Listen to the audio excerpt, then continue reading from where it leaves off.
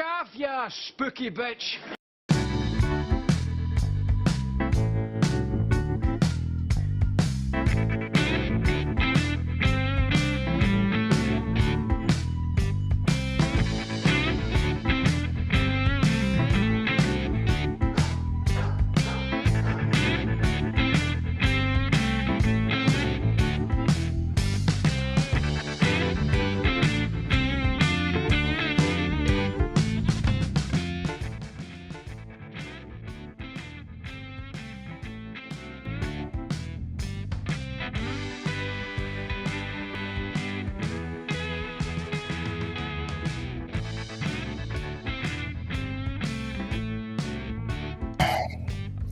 All right, you wackaloons that are watching right now, thank you for being here live with me for another edition, the first edition of the new year, the Ray Hyclak Show.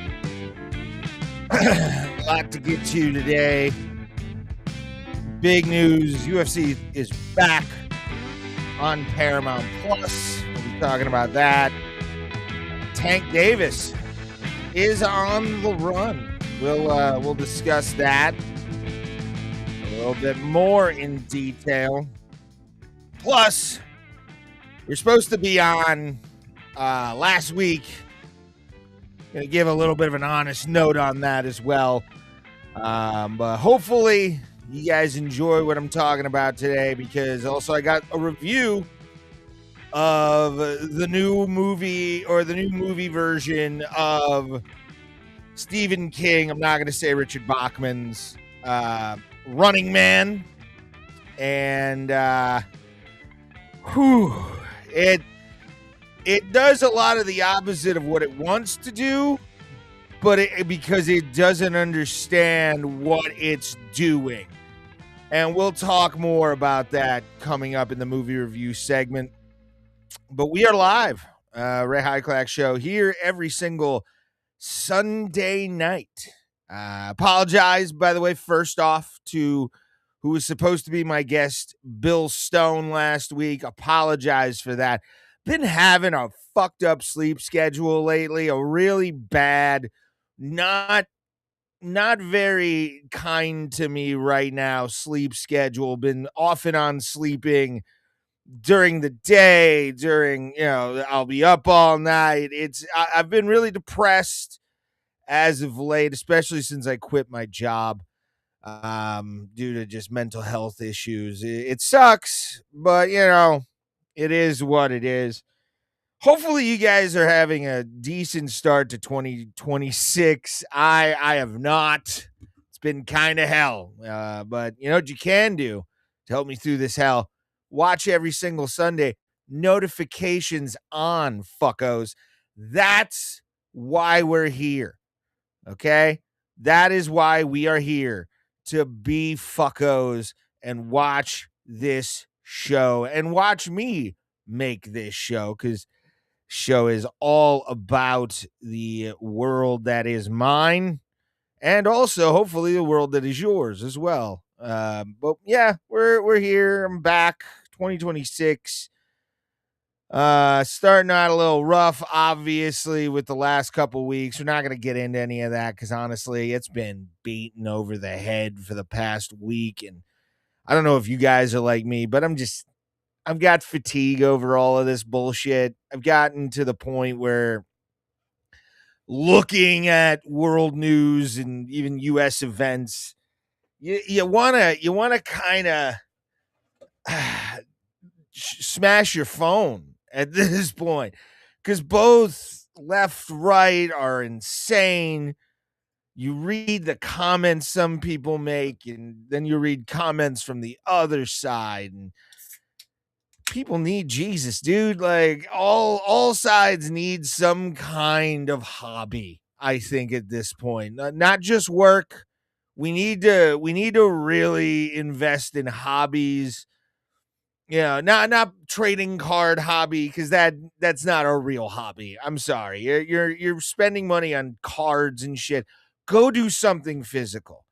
Go do something out of the ordinary physical that you wouldn't really ever do, but you try. you definitely try. And it's just like, man, you look at the world, you look at how everybody is just being treated. It's not good, kids. It's not fucking good. Man, what a life. What a life we all lead in this just complete and utter nonsense of the world right now. And you kind of have to just, I don't even know how to really describe it, to be honest. It's we all just need to step the fuck back. I mean, Jake Lang getting almost mobbed the other day was kind of crazy. The woman in Minnesota shouldn't have been there, shouldn't have happened. And everything's starting to pop off. That's why I said, if you go back and watch my episode from the 14th, I want to say, where I did do the predictions for 2026, I'm pretty on brand right now.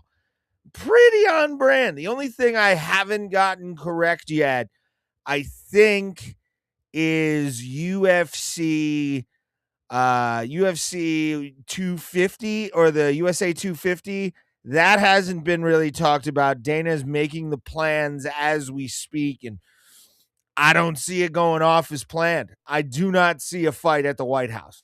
I do not see it happening. With all the shit going on, I don't see that happening. So we'll see, getting closer to July, getting closer to the actual numbered event that is USA 250 presented by the Ultimate Fighting Championship. I think is going to be more at the Capital One Arena than it is going to be at any other space in the United States. It's not going to be at the White House.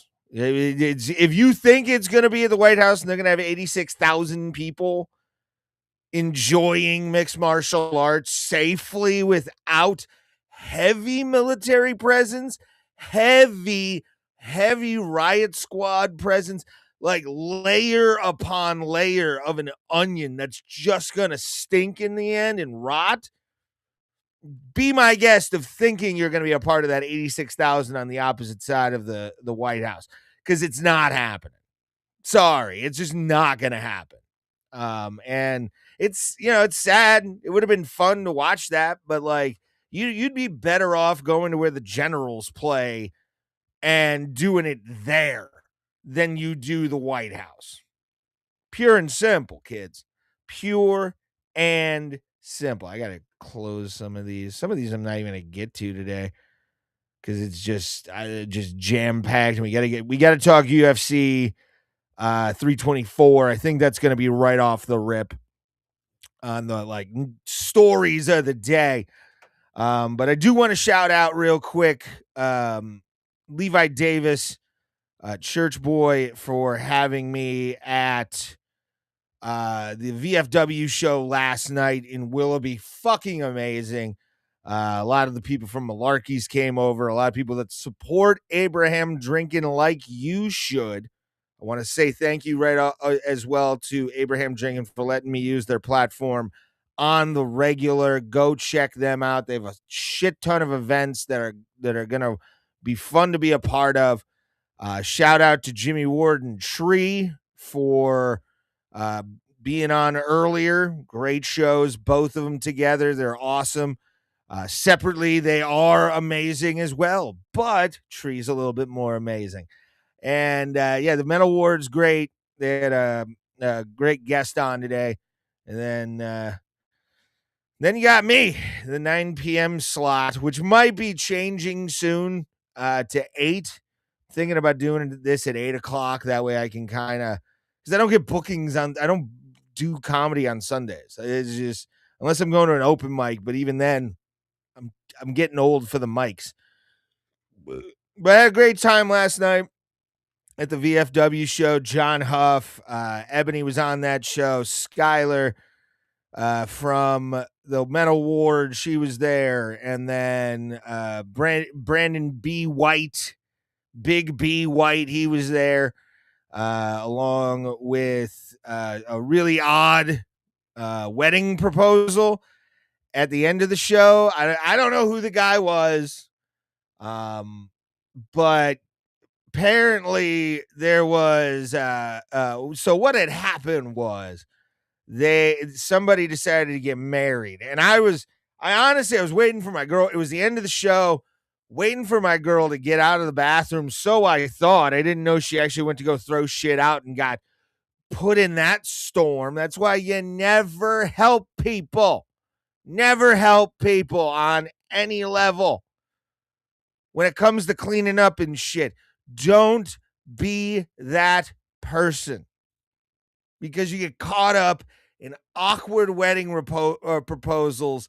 And so we had to kind of back out of that. But watching a drunk wedding proposal at a comedy show is like watching a car crash at the Daytona 500. It fits the scenario perfectly. Just it goes hand in hand, because you got a microphone, you got a drunk, confident guy with a fucking rock in his pocket, waiting to give it to the woman who doesn't know. I don't even know if this broad likes him or not. She said, I think, yes. But like the way the dude also said, like, I'm getting married, was really high pitch. It was kind of funny to see a dude who, like, masculine as fuck looking, and then just being like, I'm getting married. Yeah, like Wayne County life. Fucking just combing frontwards as Caesar or whatever. But yeah, watching a weird wedding proposal after a good comedy show. I mean, a very good comedy show. Vibes were high. Everything was rolling. But then that fucking thing at the end was just like, what the fuck am I a part of? I just got out of there as fast as I could. I got roped in for photos, but I was hopefully, trying to get out of there, not gonna lie. Because after comedy shows, I like to just bounce. Like after I do a set, I like to just completely bounce my ass into my car, go home, hit some YouTube, hit some Skate 4, hit, some GTA Online or even Fortnite, video game my ass off until I go to sleep at 3 a.m. now. So there's that. But great show all around for Church Boy and the VFW crew. Hopefully there's plans of that going on the road. I want to be a part of it. I'm not going to lie. Like, I'd love that. I'd love to be able to get the thing. I'd stay in my own car at that point. Just pay me for gas money and I'll sleep in my car in the back seat. I don't give a fuck. Let's go. Oh, make sure to like, share, subscribe. Do what it says up top. Do what it says up top. Do what it says. Whew. Oh man. So yeah, it's been a weird month. But I thank you guys. Thank you guys for watching every single week. The people that do, you're just awesome. You're amazing. You're amazing people. And I can't say any more thank you. Hopefully this year, 2026, is going to be sort of the rise of this show a little bit. And I'm going to be doing a lot more content, a lot more UFC content, a lot of boxing content, especially if Zuffa Boxing. I don't know if that's going to be on Paramount Plus or not. I hope it is. That would be so dope. Move Power Slap over there. I would love to just make this channel a Power Slap channel so bad. But and also January 24th, next Saturday. I've cleared my calendar from 5, or my planner from 5 to midnight, 7 to 8 hours of mixed martial arts on this channel, on Abraham Drinking, on Twitch, all the places.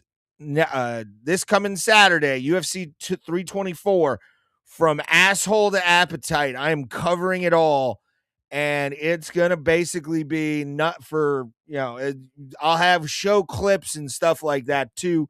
I'm going to start pulling show clips to play in between longer things, because there's going to be knockouts this on Saturday. We know this. I mean, Derrick Lewis is on the fucking card versus Waldo. What the fuck's his name? Waldo. We'll get into it, but Waldo Cortes-Acosta, both guys, heavy fucking hitters. So we got that. But you know what we should do, kids?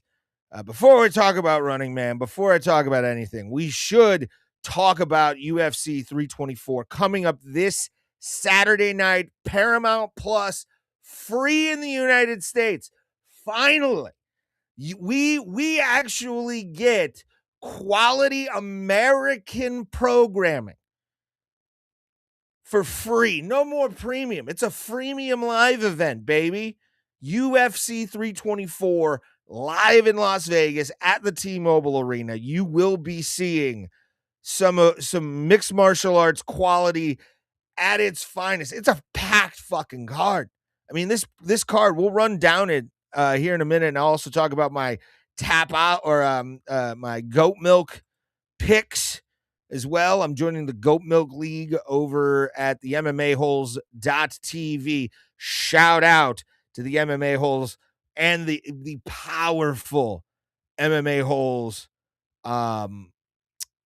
community over there. You guys rule. Shout out to Moss and JBM. Those guys are awesome. Go check out Gummy Gang too. Go check out Gummy Gang. So we're gonna start. We're gonna start the show topics today with a little bit of sports ball.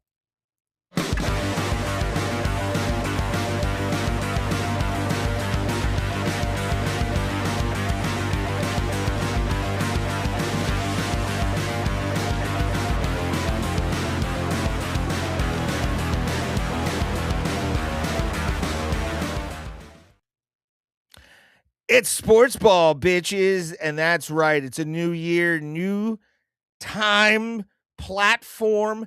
Everything about the UFC is going to be different this year. 2026 is a year of change for the mixed martial arts giant. Obviously, in the last couple of years, we've had some really big things happen as well. In the MMA world, we've gotten some rule changes. We've gotten some heavy hits with the 12-6 elbow being allowed. But now we got a time change for UFC fights. We're going to be starting at 5 for the early prelims, and then also 7 o'clock for prelims. It was usually 8 o'clock that they would do prelims, do 2 hours of that. But now what they're doing is 9 p.m. 9 p.m. Eastern Standard Time, UFC fight cards main cards will be starting at 9. We're not having 10 p.m. Pay-per-view times. Finally, Dana has woken the fuck up and actually, had the idea. Let me move. That's kind of pissing me off a little bit. Where is it? There it is. No, that's not what I wanted. There we are. Put that over here. There we are. Why is that not? Oh, you got to be kidding me. Stupid. What's up, Jimmy? Good to see you. Just talking some MMA. Share this out. Share this, Jimmy. Get more people. Shout out to Jimmy Ward in the mental ward. You were funny last night. You were very, very, very, very, very, very funny. All right, let's move that. I got to produce the show as it's going, kids. That's how we do this. There we are. A little better.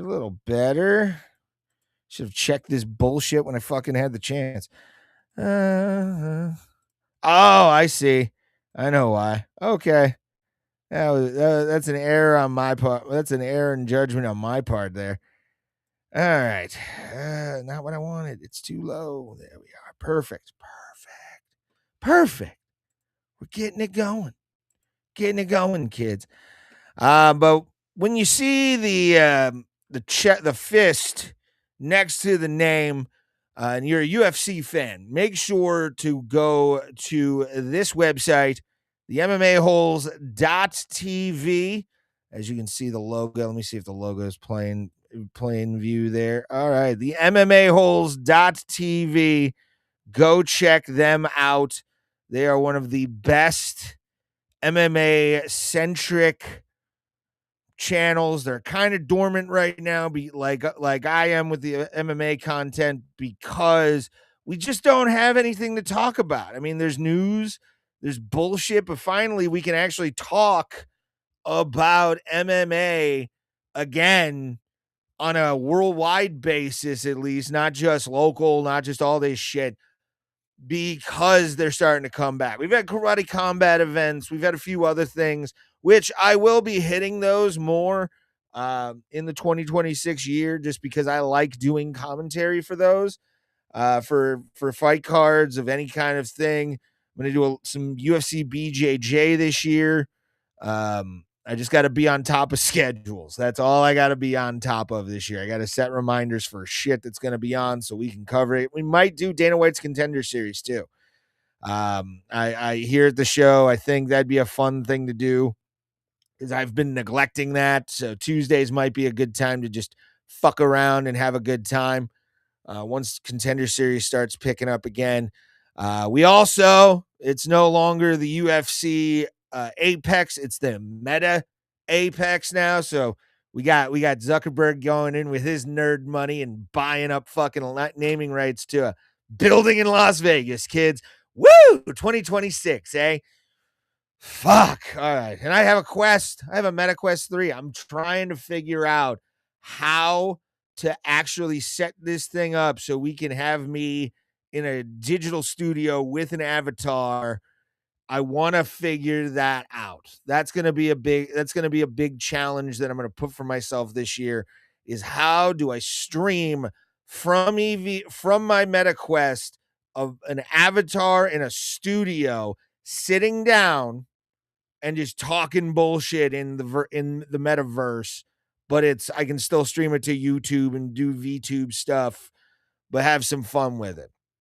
Anyway, here we are. Finally, we've been waiting for about a month now, since the first week of December is the last time we got to actually watch any UFC.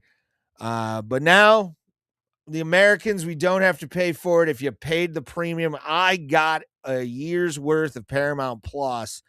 So like the premium high-end fucking tier for a year, because I wanted to get every UFC event. We're going to stream those every single Saturday. I'm going to shove that down your throats a lot tonight to advertise. January 24th, 5 p.m. Eastern Standard Time.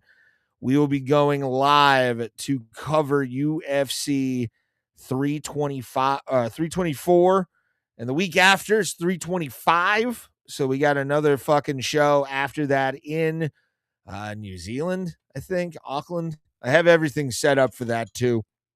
I got my backgrounds. I'm going to be doing all kinds of interesting techie bullshit to try and get myself going in a different direction with creativity on this platform, but it's time.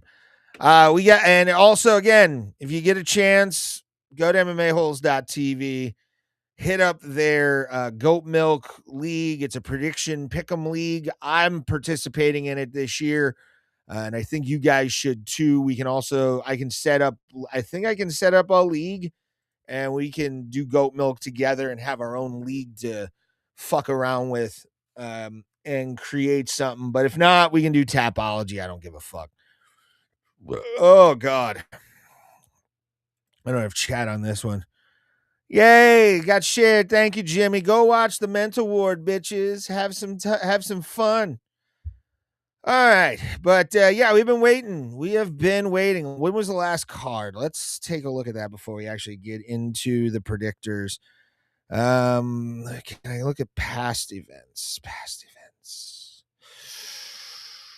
2026. No, I want 2025. There we are. December 13th. So we're about 5 days over a month since the last time, which was Royval Cop, which was on my channel. We did a live reaction. That was the same night as John Cena's retirement match. So go check those out on my channel at Ray Hyclak, at the Ray Hyclak Show.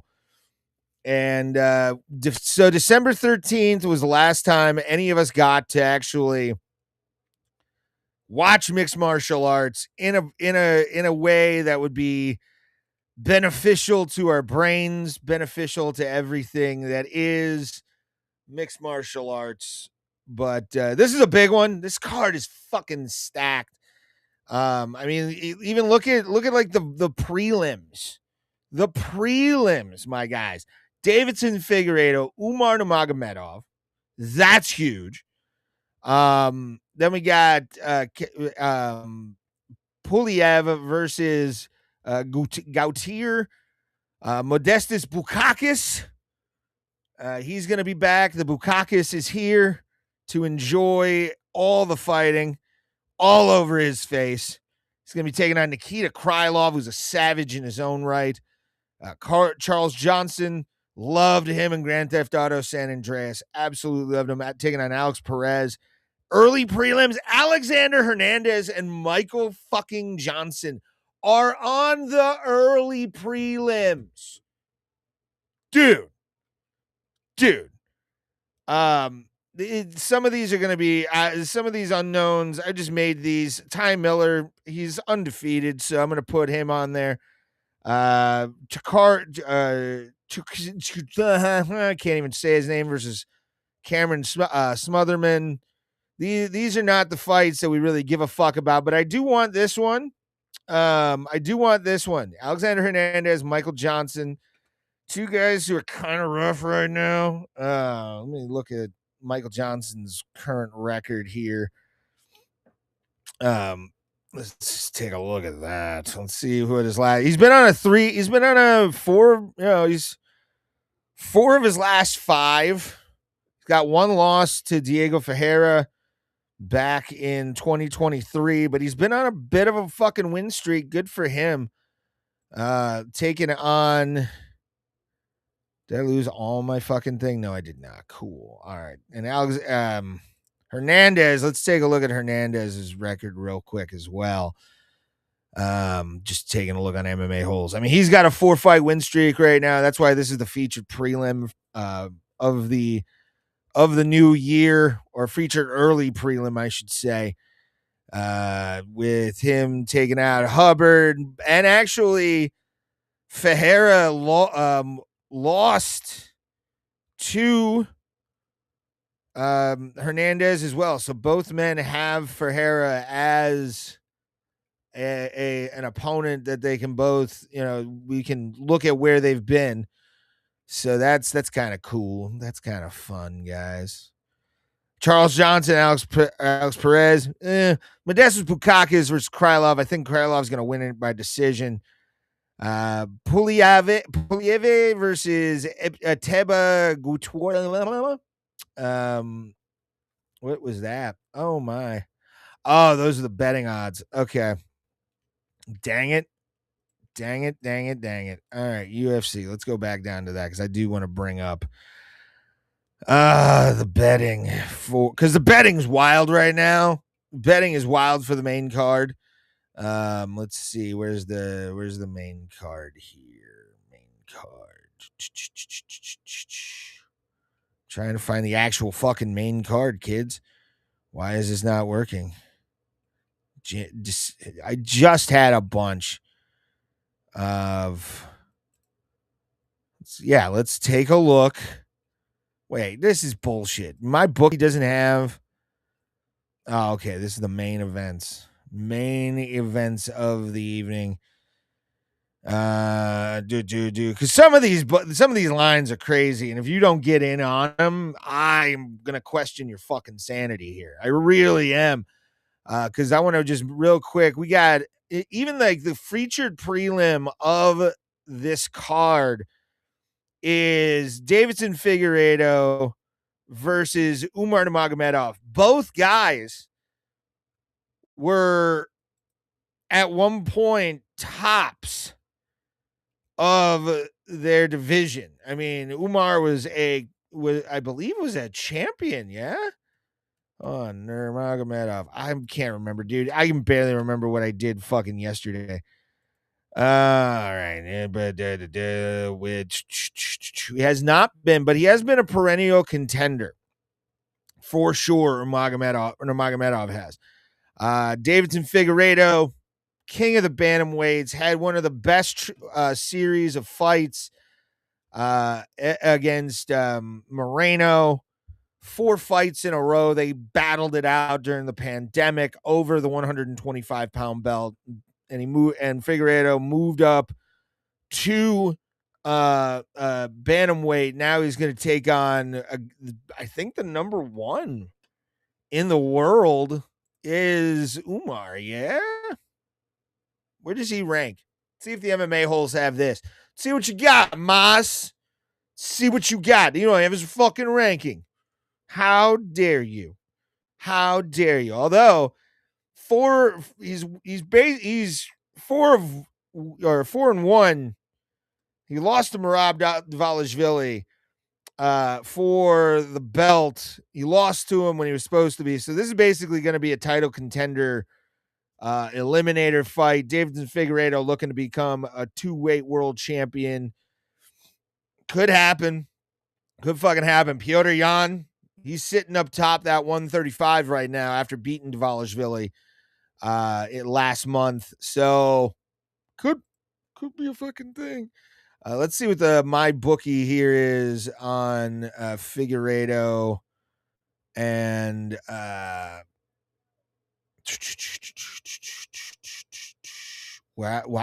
can't I see it? Oh my god. Here it is.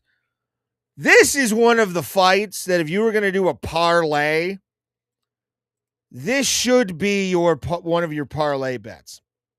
I'm going to tell you right now. I honestly think my bookie, let's see what BetMGM has. Let's go to BetMGM.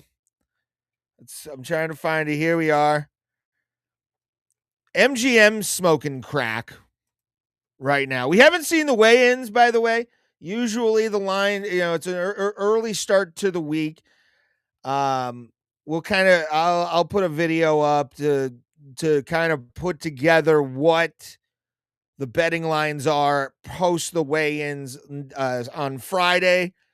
And, but that's a fucking line right there where I'd put $10 just on a 3-fight parlay where it's Figueiredo has to be one of them. He is a dog. He is an absolute beast. Not saying Umar Nurmagomedov isn't.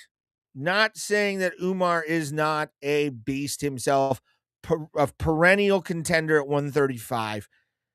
But you're facing a former world champion, Deiveson Figueiredo, a man who had been through a lot of wars last couple years, the last decade, pretty much.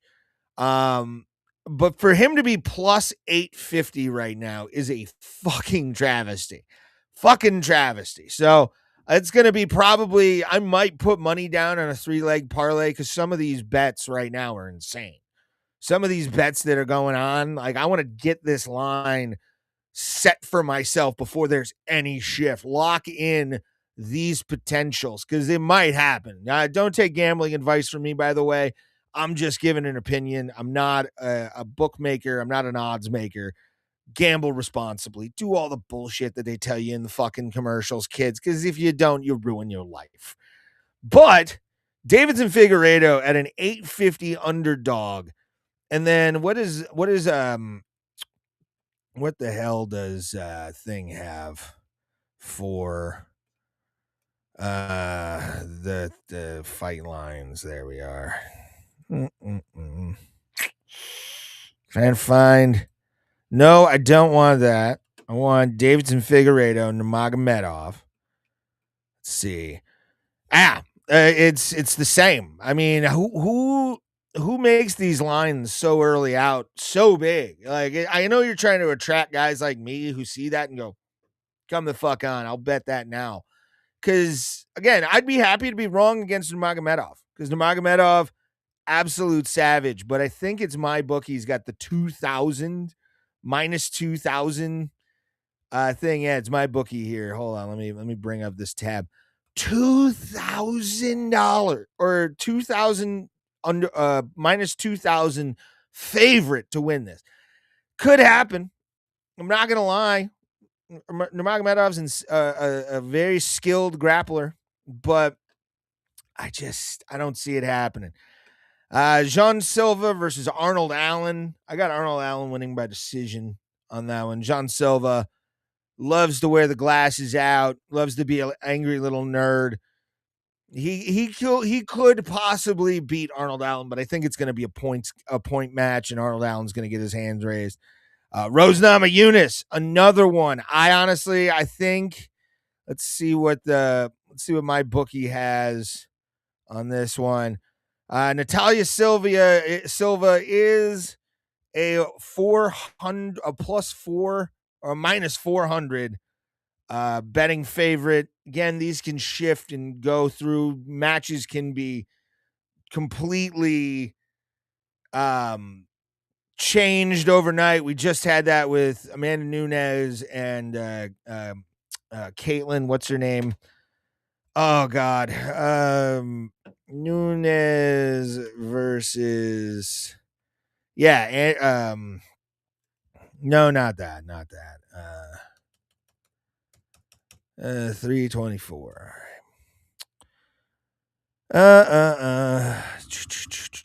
Kayla Harrison.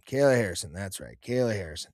We just had that back out. It's still early, but I would, if you're going to be a betting person, I'd bet Natalia Silva wins against Rose Namajunas. Rose is kind of on the downslope. Hasn't really been. I mean, what's her record been recently? It's not great. I don't think she's been on a streak at all. But we shall see what little Rose's. I mean, she's of her last 5, she's 3-2, but she's also in her last 6 lost 3 out of 3 out of 6. So, and Erin Blanchfield took her decision. She won by decision against Miranda Maverick. And she hasn't fought since June. So it's been 6-7 months now. And I think that's going to be a fight that I think Rose is not going to win this because Natalia Silva. Let's see what she's gone through with everything on her record. I mean, she is on a tear right now. Look at this. Alexa Grasso, former world champion. Jessica Andrade beat her by decision. Vivian Araujo, decision. Andrea Lee, Victoria Leonardo knocked TKO'd her. Teresa Bleda knocked to TKO. She's on a streak. So I honestly think if Rose wants to play spoiler, she can. Do I think it's possible for her to do this in this stage of her career? No. So I got Natalia Silva winning this contest and hopefully really going up the flyweight division. Now I have what I like to call a travesty of justice right now. A travesty of justice, and you don't put respect, and you're not respecting the man, the myth, the legend. Sure, he's 40 years old. Sure, Waldo Cortes-Acosta, 36 years younger, 1 inch taller, 4 pounds heavier. But Derrick Lewis has a 1 inch reach advantage, my friends. 1 inch reach advantage on Waldo Cortes-Acosta. What does that mean? It means if Derrick Lewis really wants to play, Derrick Lewis really wants to throw hands on Main Street against Waldo, he's going to fucking do it. And what's really kind of wild to me, by the way, really wild about this fight, Derrick Lewis versus Waldo Cortes-Acosta, is the betting lines. Currently, I'll show you the fucking betting lines right now because this is no respect. Where is it? I'm trying to find Derrick Lewis. There we are. It's right below Sean O'Malley and thing, which makes no sense to me, but whatever. It got moved up. But check these lines out. 269. Let's see. Let's refresh this page. Nope. Still the same. 269 underdog. Derrick Lewis is a 269 underdog. Yes, Waldo Acosta could possibly take the beast down and this fight's over. I get it. But the first 3 minutes of this fight is going to be probably Derrick Lewis putting on a storm against Waldo Acosta. And Derrick Lewis has done a lot more with bigger guys. I mean, we all remember the Curtis Blades knockout. We all remember that. How he just uppercutted Curtis Blades' soul out of his fucking body, sent him up to heaven with a fucking milk in his hand and told him to have a nice rest on the steps of heaven. Because you can't tell me that Derrick Lewis, let's see what Derrick Lewis is on 260 underdog on BetMGM. 260 underdog with Acosta being a minus 325 favorite. All right. Let's see how DraftKings has lost their fucking mind, shall we? Let's put where is that Derrick Lewis line? Where could it be? I want to show you how stupid they are. And I think this is going to change. So lock it in. Lock it in, kids. Lock this choice in because I think we might make some cash on this. And that's the Black Beast, Derrick Lewis, on DraftKings. 280 underdog. 280 underdog against Waldo Cortes-Acosta. One of the biggest power punchers in MMA history is a plus 280 underdog. I'm betting that. I'm betting that in a heartbeat, bro. Nothing more, nothing less will come out of my wallet but $10 for that. Deiveson Figueiredo and probably Paddy Pimblett, if I'm really being honest. Paddy Pimblett's got a good shot of beating Justin Gaethje this weekend.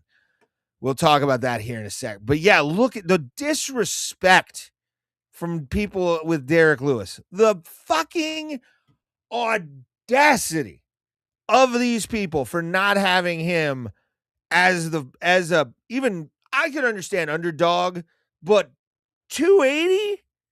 Lock that shit up. Lock it up because it's probably going to happen. I mean, Sean O'Malley even, I'd give Song Yadong a chance to fuck up Sean O'Malley. Not going to lie. That's a big fight right there with a bantamweight, you know, it could be Sean O'Malley versus Deiveson Figueiredo. Could happen. Could happen, kids. But I see Sean O'Malley, I think, is going to win this fight. I think he's gonna piece up Song Yadong for a little while, play with his food, and we're gonna be gone probably around like the 4th round. I think it's gonna be probably 4th round TKO. I don't see a submission, but I definitely see TKO being the story of the day, everybody. And then we got this. Paddy Pimblett, Justin Gaethje, the interim world lightweight championship on the line, the second person in line, or the first person in line to get a real title shot after the coming up here with Ilia Topuria with his legal troubles that he's fucking going through. Which I really haven't been following, I'm not going to lie. But this has opened up for a chance for Paddy to give Dana what he wants, which is a belt around his waist, and Justin Gaethje to try and silence critics. I mean, he's sort of like a Dustin Poirier. He's sort of like a Michael Chandler. He's a guy who hasn't really had much luck or success under the bright lights when it really matters. I mean, he's had some chances. He's won big fights, but when it comes to like title fights, he's always just a step behind his opponent. And you can't do that with Paddy. You cannot give Paddy Pimblett an ounce of weakness, or he is going to take you, break you, and make you his bitch. And then we've seen that. We've seen that with a lot of really top tier fighters. And for, Paddy Pimblett to be, I think he is the favorite currently on all the apps, including my bookie. Let's see. Where are you, buddy? Where are you? Yeah, he's a plus 233 or a minus 233. He's minus 235. And I believe, let's see, and about minus 230 on DraftKings. So for him to do that, Las Vegas is looking at him to win. It could be by any form with Paddy. We've seen Paddy Pimblett do sadistic, crazy shit and hasn't really lost to many guys. So he's one of those fighters. I mean, let's go down the roster. Hasn't fought since April against Michael Chandler. And he beat him by submission, beat Bobby Green handily by submission, choked him out where he was just out cold. Tony Ferguson, I don't really count that one. Jared Gordon submitted Jordan Levitt. Vargas, he submitted. Pretty much has been on a tear ever since then. Hasn't lost in the UFC yet. And it's looking like, Paddy the Baddy might finally solidify himself in professional mixed martial arts as a god. I mean, and when you look at Paddy too, very charismatic guy, doesn't really give a shit, and you can tell he just wants to get in there, brawl it out, win by any means necessary. And same thing with Justin Gaethje is one of the most savage human beings on the planet. But let's take a look at his win-loss record right now. As said by the MMAholes.tv. Rafael Fiziev back in March of 2025 lost in one of the greatest fights in UFC history at UFC 300 against Max Holloway, which he beat Fiziev, he beat Rafael Fiziev, and twice, I believe. Yeah, I think he's fought him twice. Hasn't he? I thought he beat Rafael Fiziev twice. Why do I think it was just the once? Or why am I thinking it was more than just the once? But obviously, Charles Oliveira submitted him. Michael Chandler beat him. Khabib submitted him. We all knew that was going to happen. I was not surprised by that at all. By Khabib beating him, beat Tony. He took Tony's soul away in 2020. Tony Ferguson's soul. That was the shaking of the head, and really one of the more violent fights of the pandemic. And then just cleared out the division of old garbage prior to the Tony Ferguson victory. But yeah, he's his last 5. He is 3 for 2 of his last 5. So Justin Gaethje can be a spoiler. We all know he can be a spoiler, dude. But I don't see him being the spoiler in this. I think we pretty much know Paddy's gonna beat him. I think we all kind of figured Paddy's gonna beat him. Round 3 is kind of generous to Paddy, in my opinion. I think this may go the full 5 because Justin's tough enough to be that person. Justin Gaethje is by far one of Paddy's more tougher opponents that he's fought. That's it. That's all I can really say. Justin Gaethje can be a motherfucker.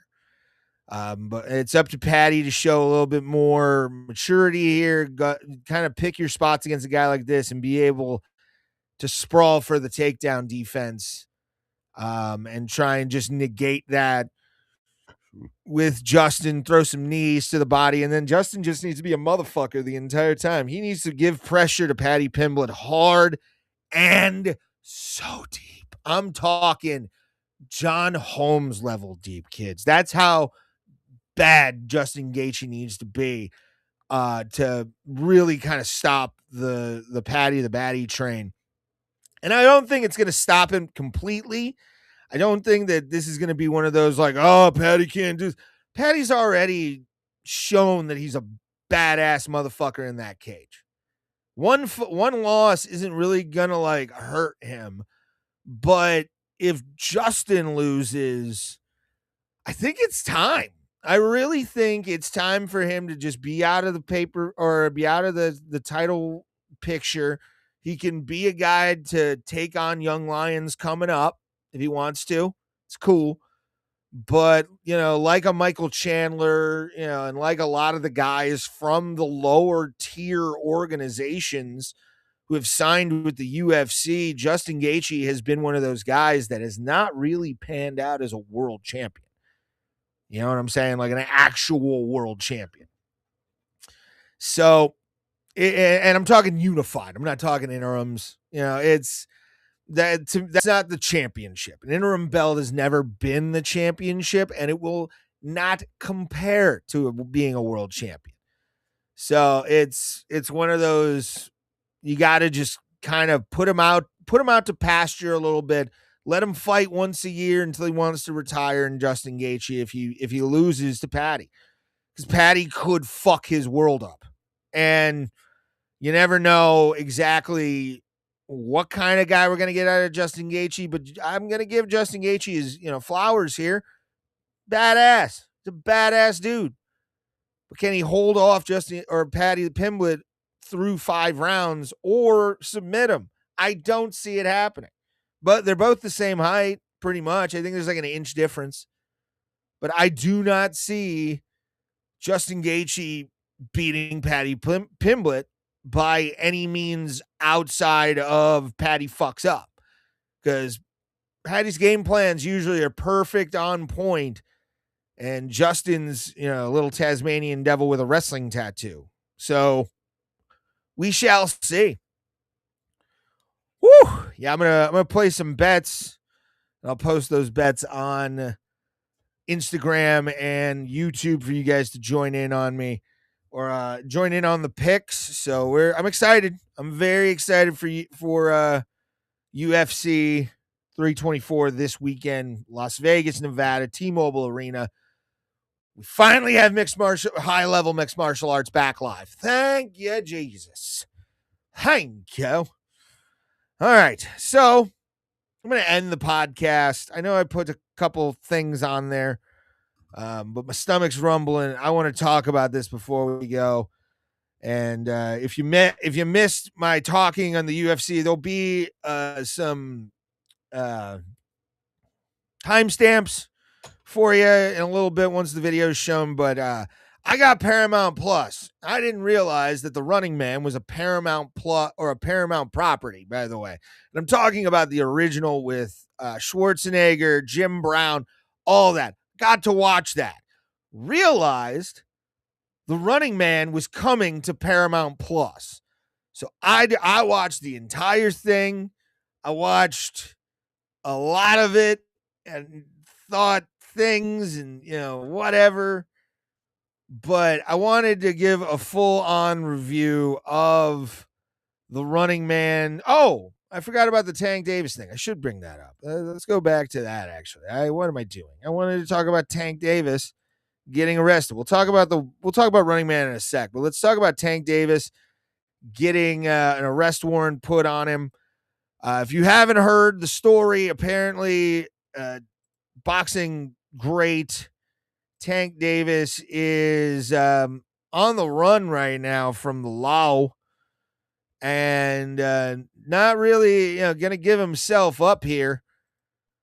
Which, sure, good for Tank for being that way. Good for that, but the story's kind of wild. He was. Let's go to for WBA. An arrest warrant has been issued for WBA lightweight champion Gervonta Tank Davis in connection with an alleged domestic violence dispute stemming from October. So he's been gone. I think that's also why the Jake Paul thing fell through. Is he's been on the run from this whole thing. And police held a news conference Wednesday. MGPD, Miami Gardens Police Department Executive Emmanuel Jante stated that they are working with U.S. Fugitive Marshals Task Force to find Tank Davis. They got the marshals out for this motherfucker right now. That is wild. Like, that is insane. At this time, MGPD is actively working with U.S. Marshals to apprehend Mr. Davis, Jante said. Jinty, I don't know. Domestic violence is a serious crime, as it is, and the Miami Gardens Police Department remains committed to holding offenders accountable and protecting victims. Okay, and here's the incident. Took place on October 27th at a gentleman's club in Miami Gardens, where the woman worked. A lawsuit was filed days after the incident by his ex-girlfriend. Just won't say her name. You can read it on the screen.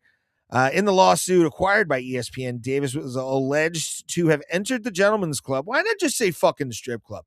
Where Roselle worked as a VIP cocktail server.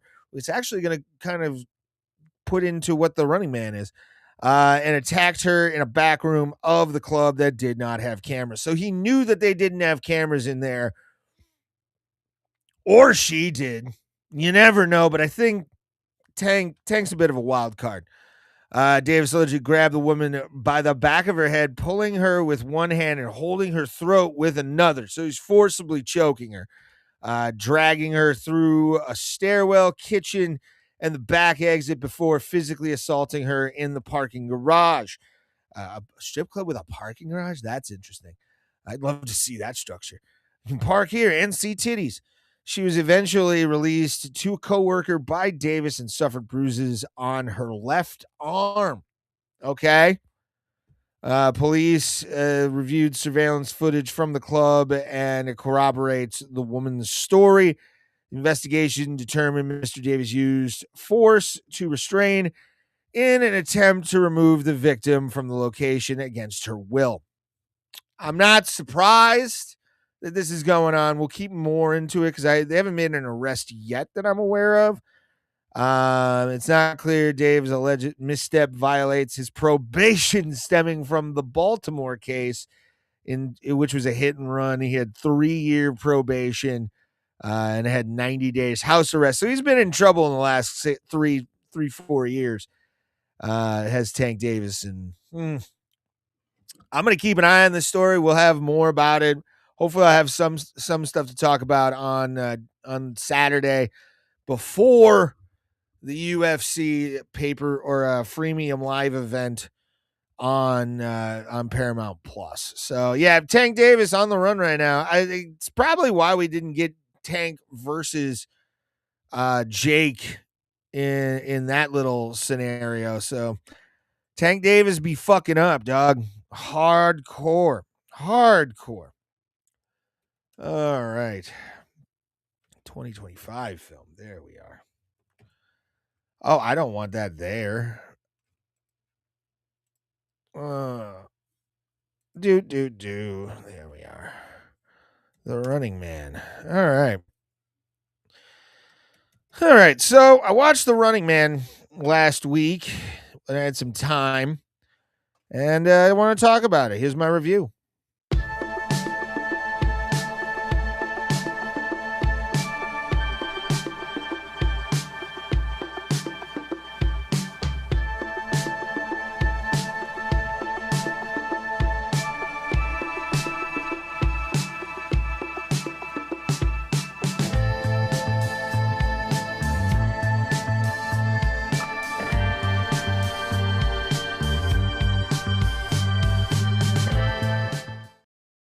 All right, it's rating movies. We have The Running Man 2025 edition. Now, I'll say this right off the rip, guys. I absolutely love the old Running Man with Arnold Schwarzenegger. It's one of my favorite Arnold Schwarzenegger movies. It's above Predator. It's above a lot of movies in the Arnold Schwarzenegger pantheon of movies that dudes watch to make themselves feel more manly through Arnold Schwarzenegger. Fucking love that movie. It's got Jim Brown, Jesse Ventura. It's got a bunch of amazing actors, and then you also have Maria Conchita Alonso, who was added. She was not actually like there, but she wasn't in the book. But the woman that she's based on does get lied about, does get kind of fucked with in the movie, does Maria Conchita Alonso. Paramount announced this, I think, in 2022. I'm pretty sure they announced that they were going to be having a remake of The Running Man. With what's the guy's name? What's the cast? Glenn Powell, who I'm not sure who Glenn Powell is. I'm not like a guy who's up to date on a lot of things. He was in Top Gun 3, apparently. He was in The Dark Knight Rises. He did some. He's been in some movies. I mean, he's been in some really good movies. Don't really know the dude that much, to be honest with you. He was in Spy Kids 3 Game Over. So if you're a fan, he's also in the new Twisters that came out. So he's like a hot kid, or a hot commodity right now on in Hollywood. But watched the new Running Man, spent the whole movie thinking a few things. One, I do love the fact that they tried to sort of make this about union busting, which the original book and story, that was sort of the whole thing. Ben Richards got, kicked out of unions and blacklisted because he was fighting other people. And in the Arnold Schwarzenegger movie, he was an officer that was part of a food riot. That's the original movie Ben Richards, right? But this movie actually sticks a little closer to the book. Has the wife of Ben Richards is a hostess at a big corpo club, and they tried to make it where it's like they were trying to bust up unions and they were trying to do this and they were trying to do that. Really trying to point at Republicans in this movie hard. There was a lot of stuff that the right loves to do, union busting, all that kind of shit. But also for some odd reason, there was no real thought going into the media aspect of this movie, because it tried to talk about, misplaced media power, like the book says, like even the first movie was trying to do. The only problem was they tried to really make this sort of that left-wing policy is going to be the reason that the media comes down, when you also have to realize that a lot of the media is left-wing. A lot of the media of today is left-wing. Even the original Running Man movie with Arnold Schwarzenegger screams of what's going on today in today's media landscape, where a lot of it is just kind of throw a reactionary thing out there, blame the wrong person, or blame the actions of the state on one person, and then everybody gets mad and tries to take down the system when we really don't even know what the true system is. This movie was a lot more gory and violent than the original because you can put CGI in there. A lot of the kills were fucking amazing. Ben Richards was kind of, I think, a little bit more. He was a pawn in the story more than he actually was the story of the rebellion, because there's a few vague things of, did Ben Richards survive? Did he not? Did he help kill Killian? All this kind of stuff, and the book stops on the plane crash at the end. Spoiler alert: if you don't have Paramount Plus, sorry, but the plane crash that's in the book that goes into the network towers is almost shot for shot what is described in the book.